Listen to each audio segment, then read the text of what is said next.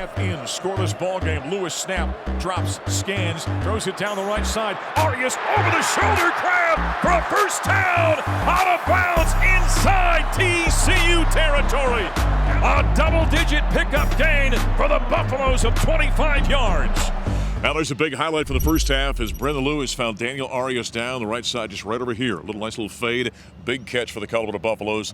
That was the drive. They ended up with the turnover on downs and the field goal. Yes, I can't remember, but it was early in the ball game. Very first drive of the game. Yeah. Yes. Voice of the Buffs, Mark Johnson, Neill Woelk from CUBuffs.com. All right, let's get your thoughts on what we saw tonight. Well, I saw promise in the first half. They outgained them. They held it. They held TCU. Their defense played well. I thought this was a team that was just on the verge of breaking loose. Needed some spark on the offense. I thought JT Schrodt gave them a little bit of that spark late there in the first half. And I thought, okay, they're going to come out in the second half and take it up another notch. And actually it was TCU that did it. And the scary thing is TCU did it with their run game. They didn't do it with the passing game like we all thought they would. And now next week, Mark, they see somebody that we know is going to run the ball. Without question.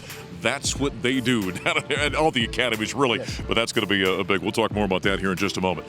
The thing about this is, Neil, you go through camp and you see improvement from a team, and they're building, and Carl's trying to put this program together. And then they have a half like that. It's one thing to come out here, and if you get beat by TCU and it's a 24-17 game or something, okay, we got to grow up a little bit because we're a young football team. This really hurts and kind of digs at this team internally. This is something that can really take a team's confidence level down in a big hurry when you give up 31 unanswered points in the second half, and that's something that just that they're going to be thinking about that. They've got to go get things fixed. They have to figure it out, and as Carl Durrell said, they have to figure it out in a hurry. Yeah, without question.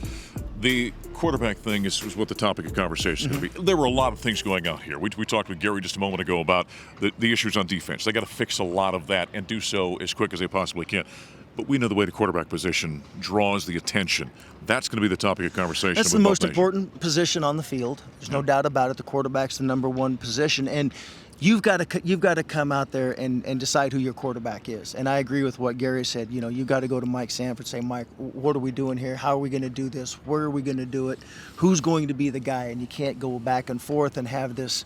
Unless you've got a definite game plan for both guys. Like Michigan, I think you have to decide on a quarterback, stick with it, and make your decision. I have my thoughts on who I would probably pick, but they're not paying me like they're paying Carl Durrell, believe it or not. So shocking. After 40-some years, he doesn't have the same kind of contract. Who knew? Hey, after the ball game, we heard from a number of the players after the Buffaloes fall to TCU. I mean, it obviously could have been better.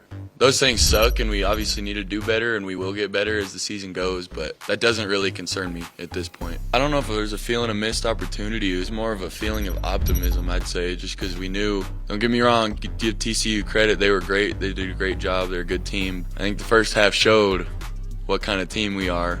We just got to figure out how to finish, and we got to come together. And I mean, it's not like it's just on him. I don't know why everybody feels like the quarterback gets all the blame all the time. There's missed execution from the O-line, from me, from the receivers. Like, I don't understand where that logic pops in, and it makes me mad when I see B-Lou getting attacked by other people. I mean, it just has to be taken out of their mind completely, because that's not who we are as a team. That's not how I'm going to play. That's not how all the leaders are going to play. Like, we just have to be fully invested, and I think that we just have to tighten up a couple screws and, I mean, just finish at the end of the day. That's really what we're looking to do now, just finish. Well, there's some of the players after the Buffaloes fall 38-13, losing to TCU here in the season opener, continuing with Neill Woelk, contributing editor at CUBuffs.com. The thing about this is, and this is the realistic part of college football, right, is that, okay, this one's over. No one feels sorry for it. Guess what? You're also looking tomorrow. You're looking at Air Force. So you got to get over this real quickly. Yeah, this is a tough schedule that they're facing. They're on the road for the next 2 weeks now, Mark. They go to Air Force next week, then they go to Minnesota the week after. Nobody's feeling sorry for them. They've got to figure it out. They've got to get their rushing defense figured out. That front seven has to figure out what's going on there. And this is a critical stretch. This was a big game tonight against TCU, and they didn't come through. And now they've got to figure it out in a hurry, or else this thing starts to slide away really quickly. One of the things we saw tonight is kind of that learning curve for a young player. You think you're doing pretty well. You're going against your team in practice. Then you got to hear the speed changes and the tackling issues we saw. We saw some of that during camp.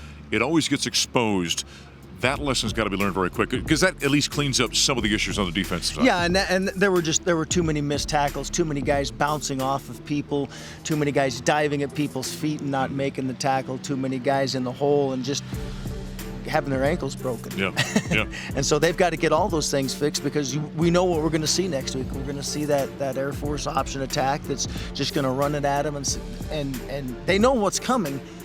But it's a different story trying to stop it. You know, that's the thing about facing Air Force. And I've got phenomenal respect for the academy, what Troy Calhoun does down there. They've been the most solid football program in the state the last 15 years, really, when you think about it. It's methodical. Yes. You can't simulate it in practice. You don't see it. You're not going to see it again, so it's not like it's something you're going to continue to work on. It's just such an odd creature they're going to face next week. Yeah, it is, and you can't. It's hard to practice against it because like you said, there's nobody to simulate it. They don't have a scout team that can run that offense like they run it down there. So you have to be on your game defensively. Well, that's Neill Woelk of CUBuffs.com. Always read his stuff on the website. You'll see it on social media as well. Next week it's 1:30, Colorado Air Force. We're going to hit the air on the Colorado Football Network at 11:30 with the pregame, and then Gary Barnett will have the call from the Springs on Saturday. Coming up next here in the Buffalo Stampede, cross country getting underway. We'll talk with head coach Mark Wetmore.